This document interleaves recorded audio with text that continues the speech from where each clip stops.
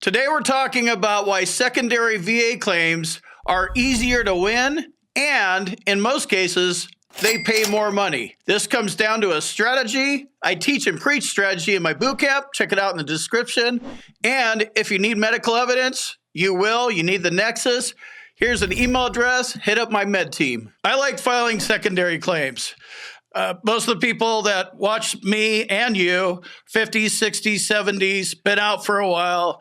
And it's a big leap explaining why this particular thing here was because of 4 years I spent in the Corps, from 71 to 75.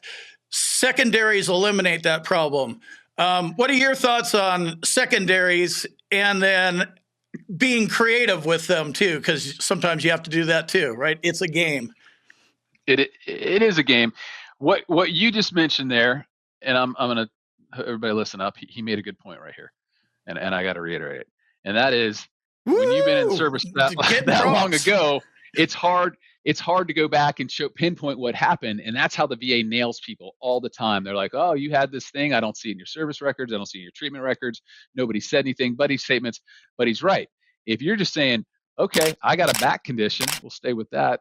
And you know what? It's causing this radiculopathy. I got this weird sensation down my fingers.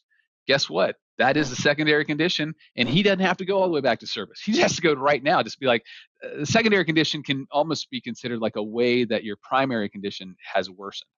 And so I'm with you. I love those for multiple reasons. One, as you said, you don't have to talk about what's in service. We leave the service jacket alone, and we talk about what's going on now. Two, I find that that's the way to get higher ratings a lot faster. And just let me give you a quick example with the back. Okay, you get a 20% rating for your back. That's actually pretty high. I get vets 40% rating sometimes, and I got to tell you, that is super hard. But let's say we get a 20% rating for the back, but then the vet can't feel his right leg, and he's got pain and tingling in his left leg. Well, then he's getting 20% for each of those, and guess what? You get this thing called the bilateral factor, which gets you a little more. Okay. Sometimes we get vets with bats so bad they have incontinence. They can't hold in urine or their bowels. That's a 60% rating. Okay, so you were going boom, boom, boom. Now I got to tell you, if you get a vet in that situation and he does not have depression, I've never seen that. Okay, because that's completely altering their life and what they're going through and how things are affecting them. Okay, so that's getting a depression rating, which again, the way they do these stupid ratings, that's an easier rating to get. You're probably getting a 50 or 70% rating for that. So all of a sudden you got this, it's like Combat Greg says, you got this initial rating, this thing the VA says, oh yeah, this is related to service. We'll give you this because it's only 20%. We're only paying you $400, $300 a month. And then you add on all these secondary, boom, you're up to 80, 90, hopefully 100. So I hate saying this, but yes, I agree with him. He's right. This is kind of if you didn't know about medical evidence before you filed your last secondary VA claim, and it's confusing to you and you've had enough and you just want to lawyer up in the appeals process instead of going at it alone, check out the sponsor of today's video, Hill and Ponton. Links in the description.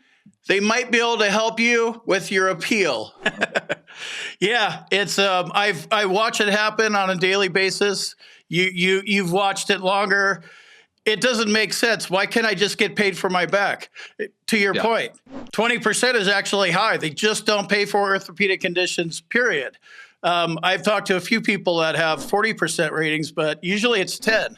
And radiculopathy in both legs, 20 and 20. Bilateral factor, another 2.3% just for that alone. And then, incontinence, another 60%. Mental health, 70%.